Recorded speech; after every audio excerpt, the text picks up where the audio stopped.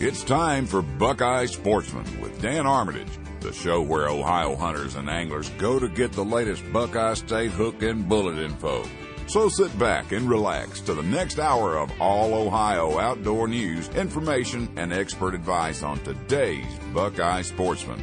Here's your host, Dan Armitage.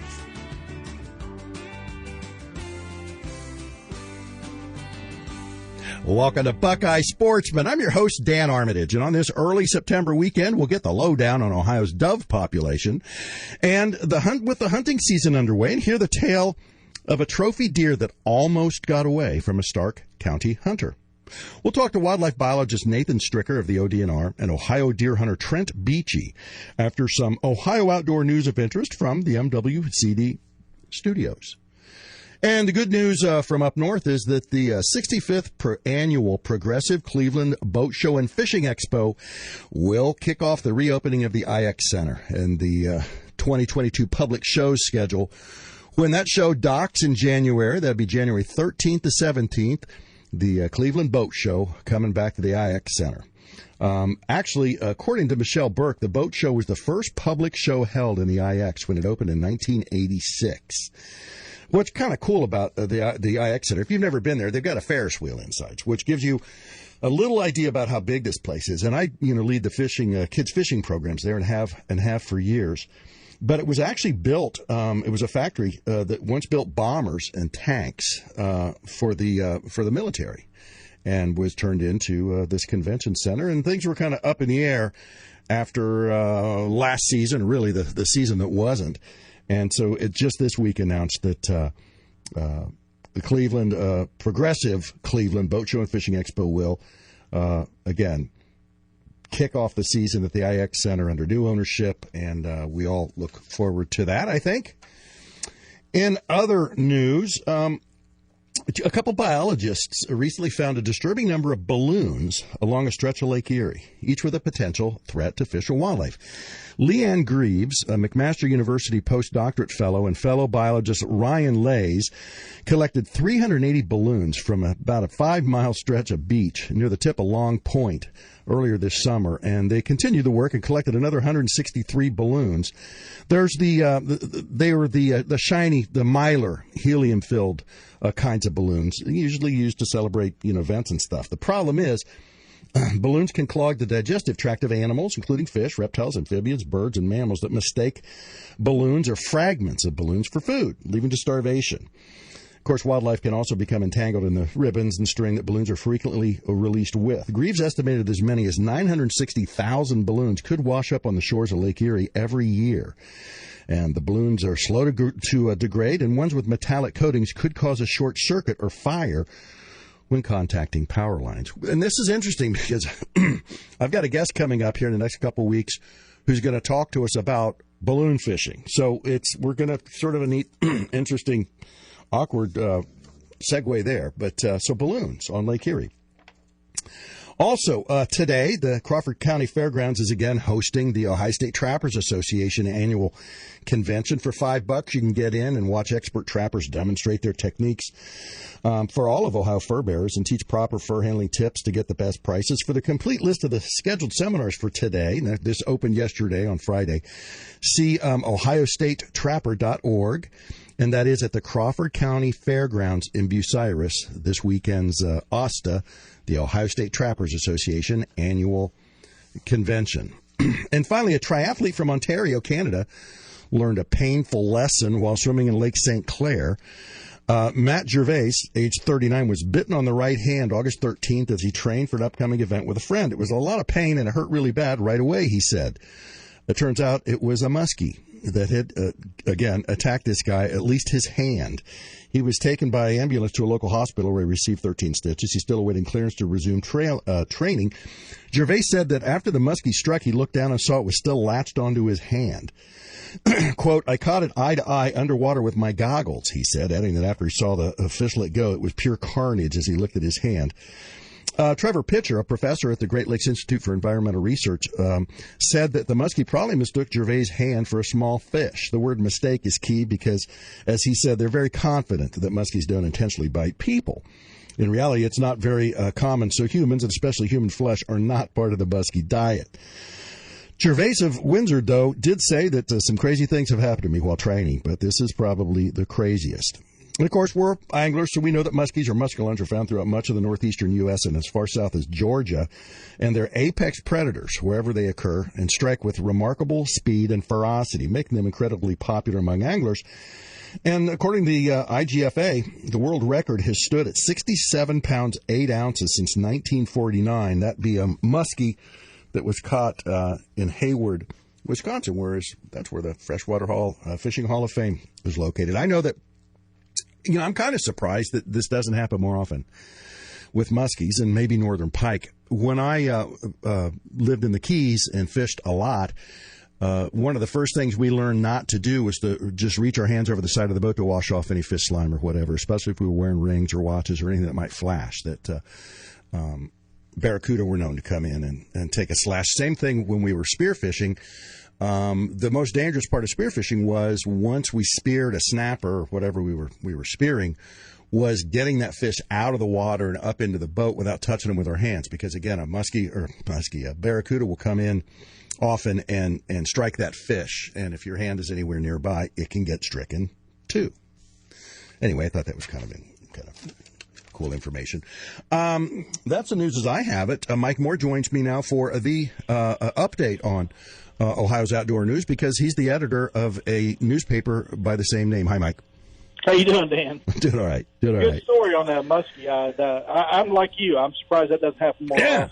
But, yeah. I mean, it's the same species. They're the apex predator. They're shallow water species.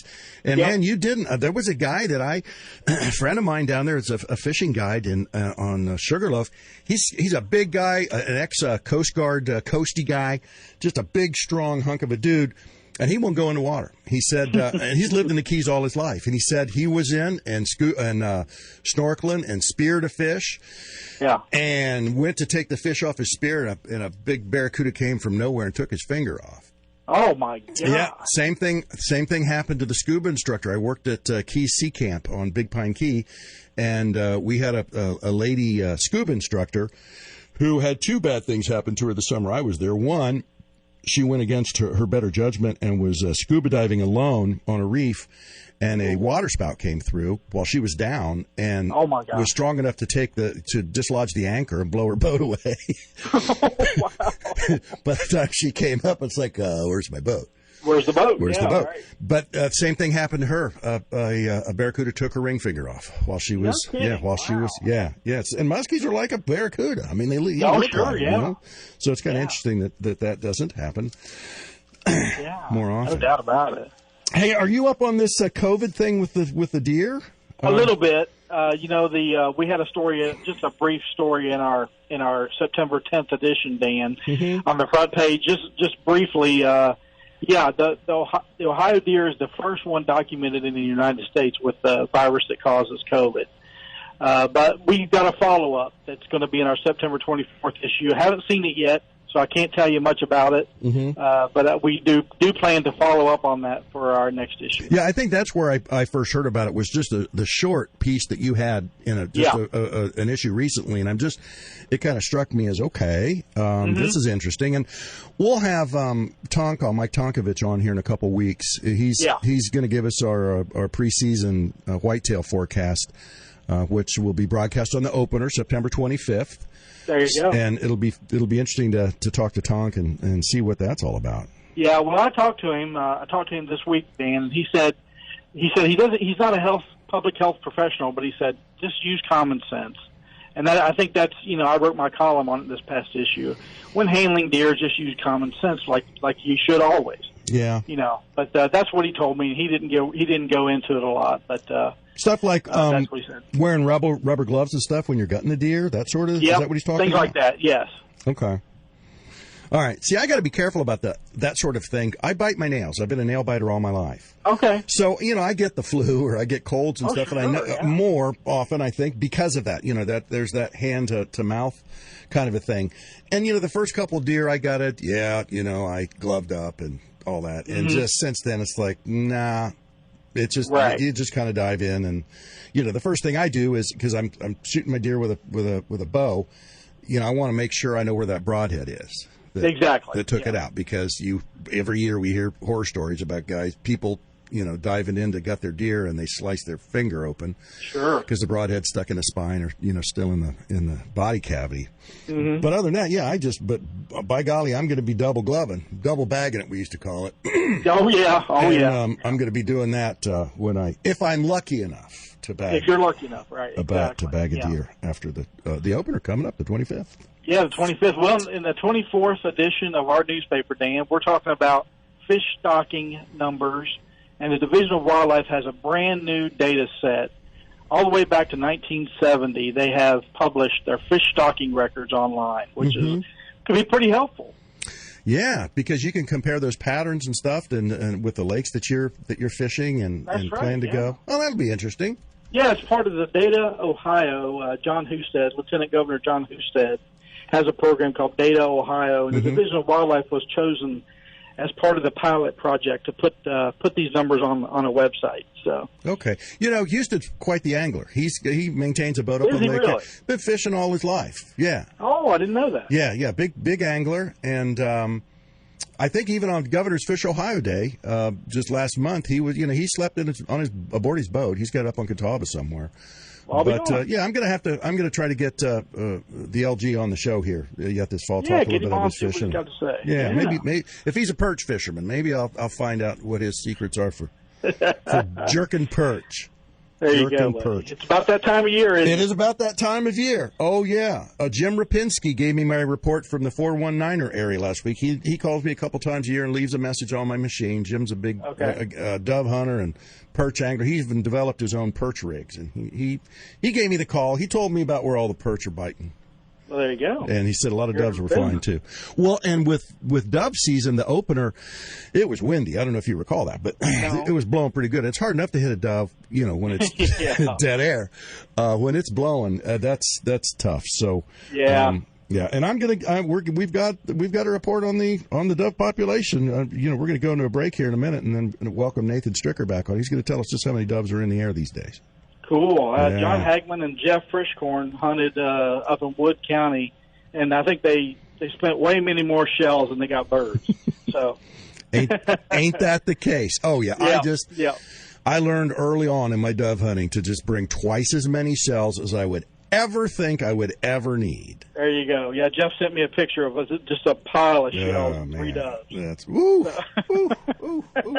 That's funny. They're going to be mad you shared that. They are going to be mad. Yeah, they are. Talking out of school. Yes, sir. All right, man.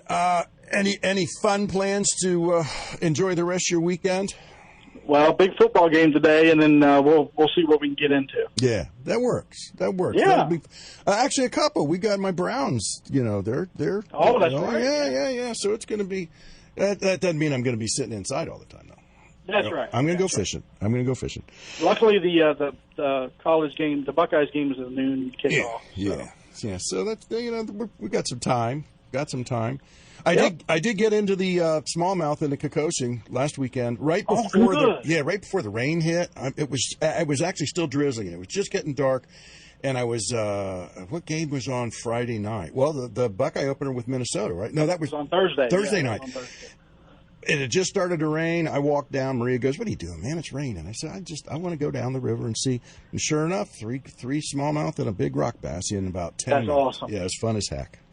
Yeah. Using a turd. That's my kind of fishing. Yeah. Using a turd. We've talked about turds on this show before. TRD, the real deal. The little jigs. Mm-hmm. And with a bright, what is it called? Neon green jig head. And of course, those TRDs are made to, the tails are really buoyant. So when you stop that jig, it stands on its head.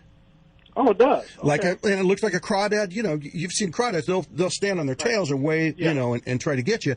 And that's what it looks like, man. And the smallmouth just tear them up. And the other cool thing is the tails are this really tough, elastic plastic. I mean, it's hard to get them. It's hard to push a TRD bait up over the bait hook, the bait keeper. Oh, okay. On a jig head, they're that strong. No kidding. But that also means you can't take them off.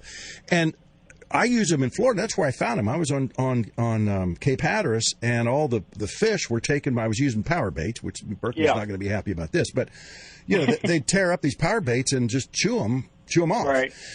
And I went to the local shop, and the owner, she said, "Nah." She goes, "You use these," and I'd never heard of them before. And, Yeah, and put them on the hook, and it was just tear them up. I'm gonna have to try those in Southern Ohio, Dan, because I smallmouth. Yeah. Oh gosh. Streams. And I've never tried those, but crawfish is like the natural bait down there, in any stream. So. Okay. Well, maybe I'll send you a turd or two. All right. Okay. Yeah, we can. I'll wrap it up real nice so it doesn't leak. All right, it's time to go. We're going down that rabbit hole again, and we don't want to be doing that. All right, my friend. Okay, buddy. Can you join us next week, please? Yeah. Please. All right. Absolutely, cool. Dan. All right. Well, have a good rest of your weekend, and good luck to all the Ohio football teams. There you go, buddy. All right. Talk to you in a week. All right. That's Mike Moore of the Ohio Outdoor News. And we're going to get right back after a break in the action on today's Buckeye Sportsman. We are here in the MWCD studios. MWCD stands for Muskingum Watershed Conservancy District. If you haven't heard about them or it, go to MWCD.org because they offer 54,000 acres of lakes and streams and lands across 18 counties in Ohio that's open to boating, hunting, fishing, hiking. So visit MWCD.org and stick with us because we've got a good show coming up. Stay tuned as Buckeye Sportsman with Dan Armitage will be right back after these messages.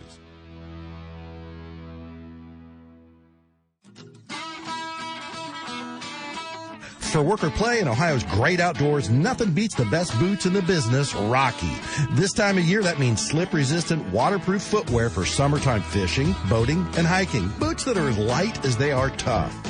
Don't let your dog suffer the dog days of summer. Get them into a pair of Rocky boots for 20% off using the code Buckeye Sportsman at rockyboots.com.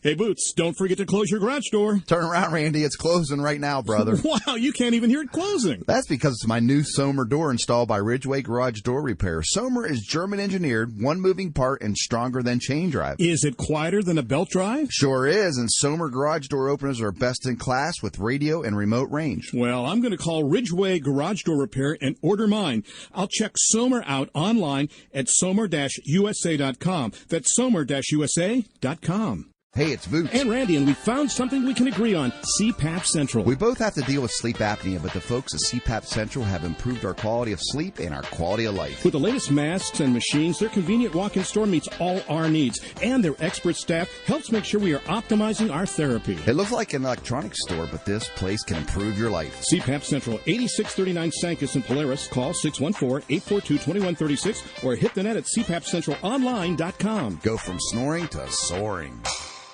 Are these the kind of testimonials you'd like to hear? Fair prices and speedy service. The guys were honest, upfront, and super helpful. Excellent service, my go-to guys that I've been using for years. And the best automotive shop in Central Ohio. Folks, these people were all describing one business, Westerville Automotive. What more of a recommendation do you need? Experience their quality of craftsmanship and people skills yourself. Find them on the web at westervilleautomotive.com. Where you have your car service is your business. Providing quality auto service is their business. westervilleautomotive.com.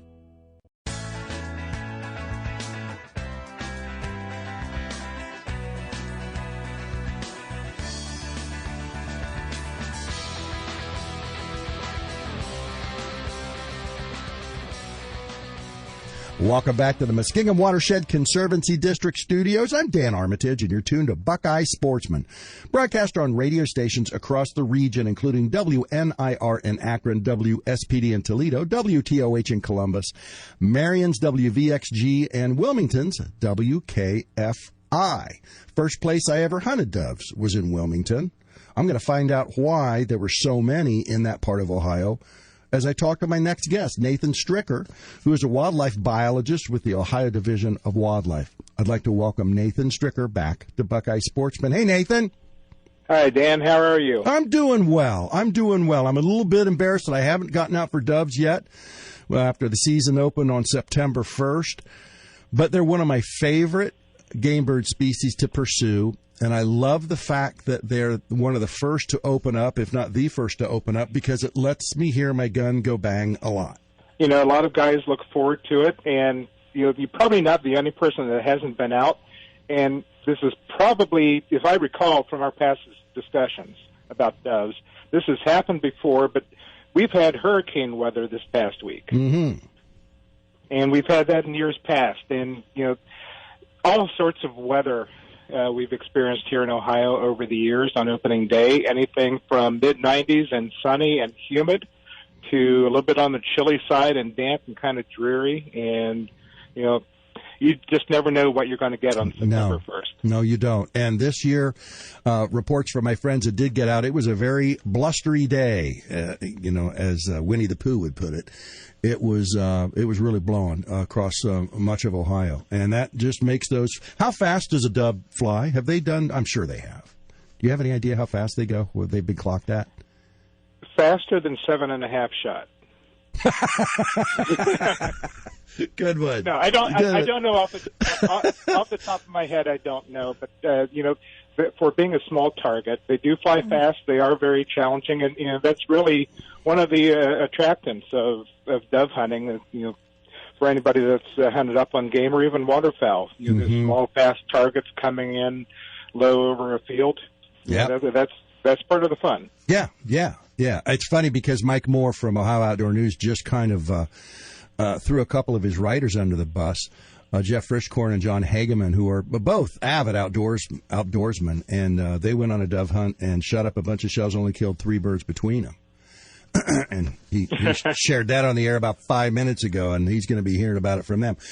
Yeah, I just, man, they're hard for me to hit, but so are quail. Quail are kind of the same thing, although I don't think a quail flies fast. The way they come up in coveys, it's a challenge to just pick out one target and stay on. With doves, you have the benefit of seeing them come in. You're sitting in a field under some cover, standing corn, ragweed, sunflower sometimes, and so you can see those birds coming in. Quail's a little bit different. You get to watch your dog working through the field, and especially if you have a young dog that's a little bit on the jumpy side, you might not. You might get a little bit of a surprise there. As quail burst up. Yeah, I hadn't thought of that. Yeah, you're right with the doves. You get a chance to kind of track them, actually. You can get your gun up your shoulder, and if it stays on that same plane, so to speak, you think, okay, I'm going to bang that. And like you said, your shot flies 3 feet behind him, even though you're ready for it. And that's just a lot of fun. And you mentioned, some of the grains that dove prefer. I know that on the divisional wildlife areas, there are wildlife habitat plantings. They used to be called dove plantings, I think, until people realized that more than doves are attracted to them. But they were primarily sunflowers, right? Back in the day. Primarily sunflowers. For a number of reasons, we've kind of drifted away from that. We still use sunflowers in some fields, but between costs and whether or not our staff are planting them, or a cooperating farmer, we have fields that we rent out for management purposes. Fields that get older, they kind of thick. We have trees and brush coming in, and so to keep those fields fresh, we rent those fields out for a few years. They get planted, and sometimes part of that contract, once that field is done being planted in crops, we ask that the farmer then come in and plant cover for the dove field. And so sometimes it's sunflowers, sometimes it's corn and wheat or some other cover. But we maintain cover for dove fields for dove hunting that opening day and throughout the season on our wildlife areas all across the state. Were they planted as usual? That's been a weird 12 months. Were they planted as usual? In most cases, yes. Every year we struggle with weather. So having a wet, chilly spring the way we did kind of put a damper on things. We do have more out there than we probably did last year just because of some of the COVID restrictions being lifted and our staff being able to get back out in the field and do what they do every day. But they're out there, and you can check our website for dove fields if person has not been out yet. Where did I read somewhere that they are that you, I guess, I'd be you guys, are sort of restricting the number of people that hunt, because I've showed up a couple of those and just thrown my hands in the air and going, no way, I'm going over there. There's just too many people standing around. Aren't there some new regulations or new somethings that is controlling the number of people, just to make it a good experience for those who are lucky enough to participate? We want it to be a good experience. Here in Ohio, throughout the eastern part of the U.S., we're one of many states that has a 90-day season for doves. Most of the hunting activity takes place that first week, and especially on opening day, September 1st. And so as you can imagine, you get out there, and just like you expressed, person gets out to the field. They've been looking forward for months to having a great opening day, and for one reason or another, getting kids off to school, or just dog wouldn't cooperate, or you just sleep in a little bit late. You get to a field a little bit later than you were expecting to, and there's already 40 or 50 guys out on some of our bigger fields, and they're packed in pretty close. Yeah. And our hunters have been telling us, for a number of years, fields are too crowded. They don't feel they're getting the quality experience that they were looking for. Sometimes, some people are even concerned for their safety. Mm-hmm. You have doves coming in low and a lot of shots taking place, and people get excited. Mm-hmm. And so, we're taking that into account. Our hunters have been telling us that they want a better quality experience. They want to feel safer. They want to feel less crowded. And so we're taking measures to do that through controlled hunt opportunities on many of our areas. We're also posting signposts or placards in some of our dove fields where you can hunt from that location. You just can't come in and post up wherever you want, wherever you can find space. Mm-hmm. And that's to reduce the numbers on their fields, trying to give guys a feeling that they're less crowded, a little bit more opportunity. Because you've hunted some of our public fields mm-hmm. long enough to know that if you're down on the end of a field and dove is coming in from mm-hmm. the west end, and there's 20 hunters between you and where that dove is coming in, that dove may not make it. No. And so it's kind of frustrating, and our hunters have expressed frustration that they're standing there, and there's 20 shots before they even get a chance at a bird sometimes, just depending on which direction the wind's blowing or which way the birds are coming in. Yeah. And so we're trying to provide more quality opportunities for our hunters, especially at these peak periods. Now, does that mean that hunters are going to be losing out if they weren't drawn for a controlled hunt? No. We still have plenty of wildlife areas around with open fields, and even on some of our bigger wildlife areas, there are multiple fields where if a person's not drawn for a controlled hunt on a particular site, a lot of times there's another field that is open for walk-in hunting. We are talking to Nathan Stricker of the Ohio Division of Wildlife about doves and dove hunting here in Ohio. We're going to continue our discussion and maybe get a handle on the numbers and what affects dove numbers when we come right back for today's Buckeye Sportsman. Stay tuned as Buckeye Sportsman with Dan Armitage will be right back after these messages. With the excitement of summer activities, let Roosters help keep family dinners as part of your schedule. With menu options to please everyone, from our award-winning wings that are fresh, never frozen, to salads, pizzas, subs, and more. Let Roosters do the cooking so you can relax, be present, and enjoy time with your family. From our Roosters family to yours, thank you for your support this past year and always. Roosters, a fun, casual family joint. When we see a beautiful car pass by, we always seem to use a hand signal. The classic thumbs up, the point and shoot 6-gun finger, the hang loose thumb and pinky combo. If you've ever flashed one of those, now there's a car club for you. Introducing the Hagerty Drivers Club. With exclusive members-only events, insight on buying and selling, the Hagerty Magazine, and roadside service, the Hagerty Drivers Club gives you a big thumbs up. So keep flashing those fingers. Thank you. Just not that one. Join the Hagerty Drivers Club at Hagerty.com today. Fun Trail Vehicle Accessories. For your commercial or retail needs, we have your van and truck fleet solutions, whether that fleet is 1 or 50. And we can custom design your vehicle for work or fun. Need a cap, lid, or cover for your truck bed? We've got it. And we're the largest Yakima dealer in Central Ohio. So whether you need more space for your luggage, bike, or kayak, you can get the extra room you need. Fun Trail Vehicle Accessories on Indianola, just south of Cook Road in Columbus, or hit the web at funtrail.com. Fun Trail outfits vehicles for work, play, or just life. Hey, Boots, don't forget to close your garage door. Turn around, Randy. It's closing right now, brother. Wow, you can't even hear it closing. That's because it's my new Somer door installed by Ridgeway Garage Door Repair. Somer is German engineered, one moving part, and stronger than chain drive. Is it quieter than a belt drive? Sure is, and Somer garage door openers are best in class with radio and remote range. Well, I'm going to call Ridgeway Garage Door Repair and order mine. I'll check Somer out online at somer-usa.com. That's somer-usa.com.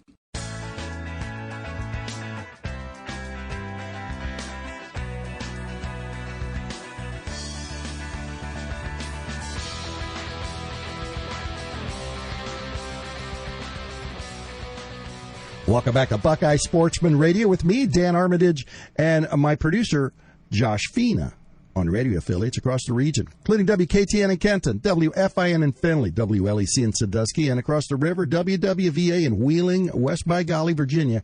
Carries Buckeye Sportsman each and every weekend. We thank all of our affiliates for doing so and letting us reach your listeners. Thank you very much for that. And, of course, we'd like to thank our sponsors. Rocky Boots is a big one now. Ohio-based Rocky Boots. Remember, if you need anything, boots or hunting gear, go to rockyboots.com and mention Buckeye Sportsman, and you get 25% off your order, which is pretty good. 25%. That's a quarter off. rockyboots.com. Just got to remember to use Buckeye Sportsman as your code. We are talking about doves and dove hunting with Nathan Stricker. Nathan, do you need camouflage from Rocky Boots to fool a dove coming in? Camouflage doesn't hurt, but if you don't have it, it doesn't mean that you can't hunt. Okay, so it's not like deer, certainly turkey hunting, where these things have eagle eyes and they're always on the lookout for a hunter hiding out. No, dove hunting is one of these sports that, with a little bit of practice with your shotgun, if you don't have much else to get started, it's very easy for someone to get out in the field, have a good time, and even have some success. Yeah. Camouflage isn't a requirement. You can just wear plain muted clothing. I mean, you don't want to wear anything bright necessarily, but find a good place to get in some good cover where you know that there's doves coming in. The habitat is suitable. Some bare ground with some exposed areas for birds to come in and feed. And bring a buddy and a dog, and you should have a good, really good day. And the dog there to retrieve your dove. It helps. If not, you might have to bird dog yourself. Bird dog yourself, yep. But they help. Interesting you say about setting up. What I would do, either when I was not picked for controlled hunt or showed up at the field and realized that there were a lot of hunters there, is I would find a place that I could hunker down between the field and the nearest water source. Be it, you guys got all these little pothole ponds on the wildlife areas, and I would just get between them because the doves, after they feed, are going to go to water and back and forth, and I often had some decent pass shooting by setting up that thusly. That is a strategy. I mean, people have to remember that birds are coming into one of our dove fields from somewhere else, and if by some fortune a dove makes it through the field without getting shot, they're going to go somewhere else outside that field. Mm-hmm. So they're coming and going. There's lots of doves. And there's plenty of opportunities for a great day in the field. How do we gauge our dove population? Like, are the doves that we're hunting this week, are they local doves, resident? Those are local doves based on studies that have been done over the past 20, 30, 40 years. Mm-hmm. So something that's been important is to understand where our doves are coming from that we harvest every September. And for the most part, they are Ohio-raised doves. For many decades, going back to the 1960s, we and other states across the country monitored dove populations by a roadside survey. We had staff that would drive out, stop at certain locations along a pre-designated route, and counted all the doves that they saw or they heard. And then that would be summarized over the state level and regionally and even nationally to come up with an estimate. Within the past decade, we've kind of changed gears on how we do that, so we actually don't do that type of roadside survey anymore. We use banding, just like we band waterfowl, ducks and geese. Mm-hmm. We use leg bands to monitor the population. And so throughout the summer, our staff band doves across the state. And then as hunters shoot birds, if they recognize that one of their doves that they have harvested has a band, they can report it to the U.S. Fish and Wildlife Service at reportband.gov, and that gives us information about where that bird was shot, how old it was when it was shot, where it was shot. So, the majority of birds harvested in Ohio come from Ohio. We only harvest 4 or 5, maybe 6% of Ohio's population in any given season, just depending on the year and how much hunting pressure there is. Mm-hmm. This past year, we've had about between 10 and 11,000 hunters statewide going after doves. But with that low number of hunters, lots of doves, and really low harvest rate for a species, there's plenty of doves. Yeah. And so through these banding studies, we've estimated that for the eastern part of the United States, there are about 53 million doves. Whew. Okay. And just one final question. Doves, they'll nest several times across the season? Yeah, they start nesting in April. They'll nest multiple times throughout the season, usually until July, sometimes into August. Rare cases, you might even have a nest in late August. And so you might find some fairly young birds in your bag if you're out hunting on September 1st. But multiple times, so they have really good production, multiple nests throughout the year. If anybody that has kept track of birds nesting even in their backyard, my family watches dove nests. We have them nesting in trees in our backyard and in sheds. They're there. They'll have multiple nests throughout the spring and summer. So really good production. Like I said, 53 million doves, that is a large number. One thing that we are watching, though, is that through these banding studies, like I mentioned, we've noticed that in the eastern part of the U.S., the dove numbers have been declining over the past decade. We're not really sure why that is. It's likely not from hunting, given that there's not that many hunters that pursue doves, and the harvest seems to be fairly low. And that's something that we're talking about regionally and nationally with various groups made up of state wildlife agency staff and Fish and Wildlife Service federal staff about what's going on with these populations. We saw it about 15 years ago with dove populations out west, and we're starting to see it here in the eastern part of the United States. And so we're talking about what can be done from a monitoring standpoint to try to identify what's going on. Is it habitat driven? Is there something else going on with these populations? But it's something to keep an eye on. Sure. But for now, for the hunter wanting to get out, they're probably not going to notice that there have been those declines yet because there are so many doves here in Ohio and throughout the Midwest. Nathan, thank you for such a positive report. I appreciate it very much, and keep us posted on that study, okay? We will, Dan. Okay. Thank you, Nathan. You're welcome. That's Nathan Stricker of the ODNR. All right. There was a fella here in Ohio who, a crossbow, I'm just going to let him tell his story. Let's go into a break, and we'll come right back with the missing trophy deer that reappeared on today's Buckeye Sportsman. Stay tuned as Buckeye Sportsman with Dan Armitage will be right back after these messages.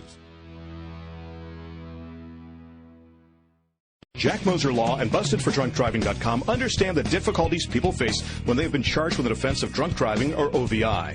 If you've been arrested or cited for drunk driving or operating a vehicle while impaired or intoxicated or some other motor vehicle traffic offense in Central Ohio, you need skilled, experienced, and aggressive legal help immediately. Help available through the knowledgeable and qualified lawyers and attorneys at Jack Moser Law. Check out their website at BustedForDrunkDriving.com or call them at 614-478-8005. That's BustedForDrunkDriving.com.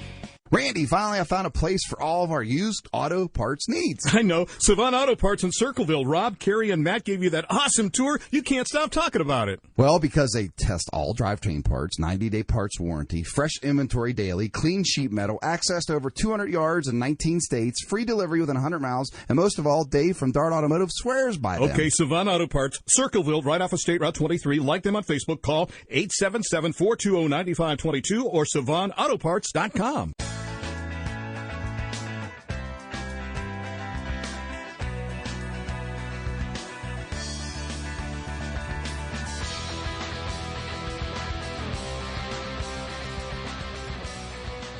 Welcome back to Buckeye Sportsman, presented each weekend on more than 24 radio stations that I am not going to name now because I want to get to my next guest, Trent Beachy, with his tale. Hey, Trent, I first found out about this through Outdoor Life, a magazine that I did some writing for when they were hard copy, and I just thought it was fascinating. And I appreciate you talking to us about it. Take it from the top, Trent. You're in Stark County, right? And back in, you're what, 23 years old? 24? I'm actually 25. 25 now? Okay. I'm a little older than you. Okay. Hartville, from Hartville. Yeah, okay, that's right. It was 2019 when you first saw the buck. And how'd you see the buck?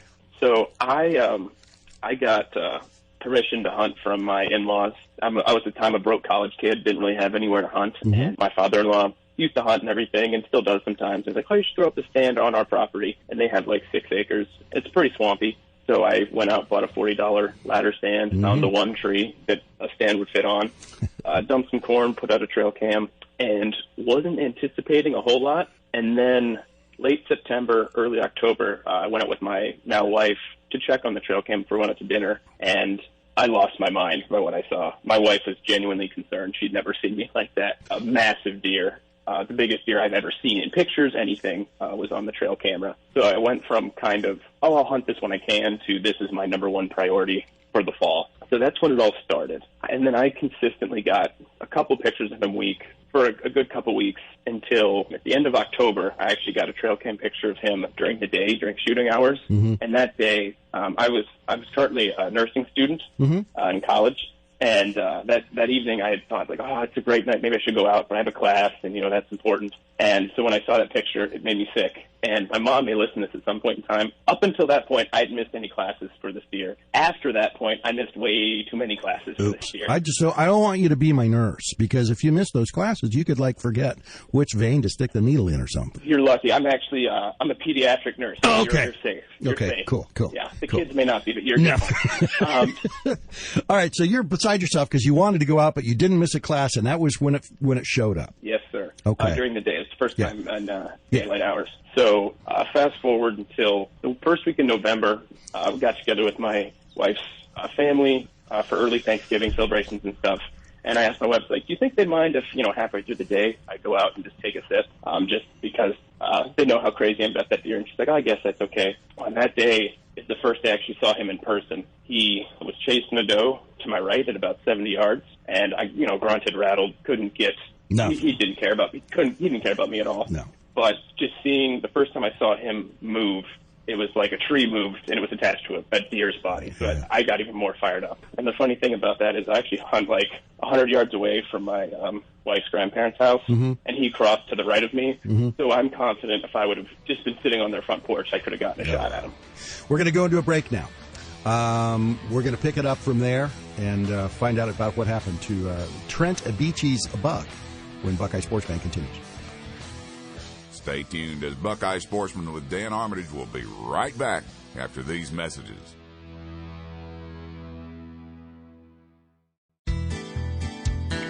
Hey, Dan Boots here, your Auto Smarts radio expert. We all need the right truck when it comes to hunting and when it comes to fishing. Well, I have your place. Performance Chrysler Jeep Dodge Ram in Delaware. Official truck for Buckeye Sportsman. That's right, the official truck for Buckeye Sportsman. Just 15 minutes north of Columbus on State Route 23 North. Friendly sales team, and my close friend John Masters is the general manager.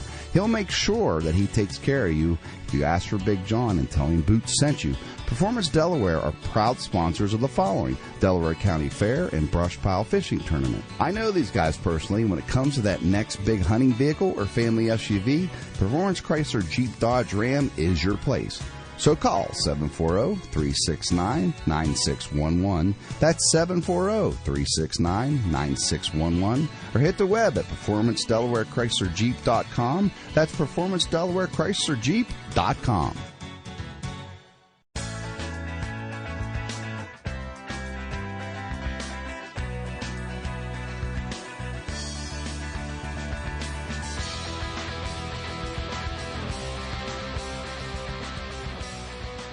Welcome back to Buckeye Sportsman. We're talking to Trent Beachy about a deer he took and got back. I'd like to just let Trent pick it up.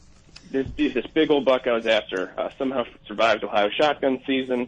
Kept getting pictures of him. And the week after shotgun, he slipped up. I got a good shot on him.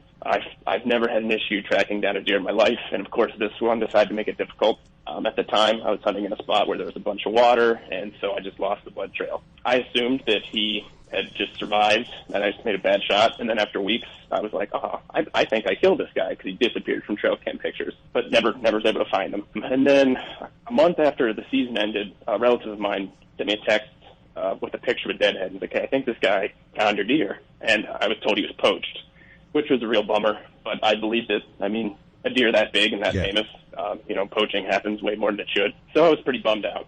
Fast forward a year later, this past January 2021, I work with a big-time hunter who sent me an article on Facebook about a guy that just got my buck that I recognized back from taxidermist, and was like, this massive deadhead, never figured out what happened to him.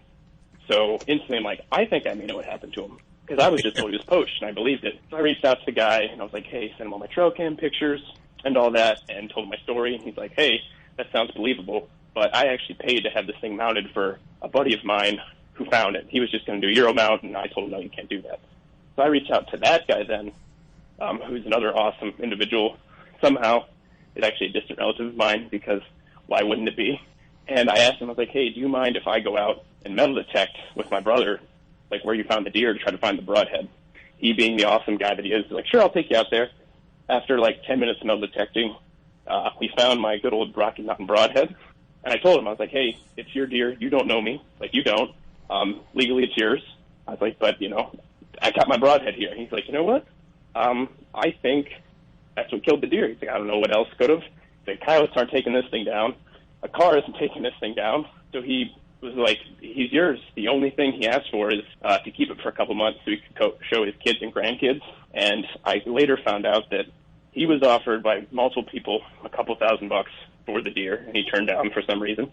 And then the guy who actually paid to get it mounted, I offered to pay him for the mount. And once again, a guy who I had met 2 times was like, you know what? You're getting married. It's a wedding gift. So I wrote him a check for that, and he still hasn't cashed it. God, what a great story. That's excellent. It's great. It's nuts. Yeah, it truly is. Hey, Trent, thanks for sharing that story. I mean, that's, we hear some other stories from time to time about hunters and being ethical and all, but boy, what a good field story this is. Thank you for sharing it with us. Of course. Hey, thanks so much for having me on and just getting the story out there. It's a good story for hunting, and I'm happy to get this crazy, crazy deer, his crazy story out there as well. Well, we did. Thank you, Trent, and congratulations. Of course. Thank you. Also want to thank Mike Moore and Nathan Stricker for joining us today. Next week, we get the heads up on Ohio's squirrel population and some tips for winterizing our boats and motors. Meanwhile, play it safe on the water and in the field. Get a kid out there, and we'll meet next week here on this station for the next Buckeye Sportsman. Buckeye Sportsman is produced and distributed by Auto Smarts Media Group, LLC, Dublin, Ohio. For more information, if you have a show or sponsor idea, or if you'd like to learn more about Buckeye Sportsman or the Auto Smarts Radio Network, hit the net at autosmartsradio.com.